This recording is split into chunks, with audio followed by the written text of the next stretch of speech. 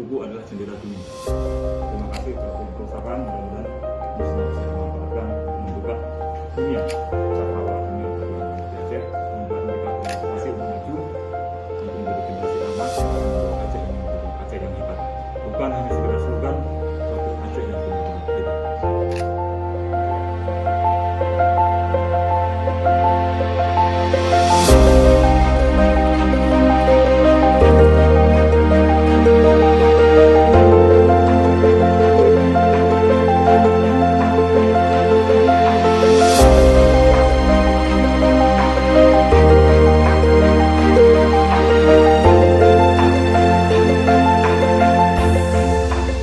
Assalamualaikum Bapak Kapolda. Kami anak-anak Kampung Jok Semerung mengucapkan terima kasih kepada Bapak yang telah memberikan kami buku-buku bacaan agar kami menjadi generasi yang dapat dibanggakan.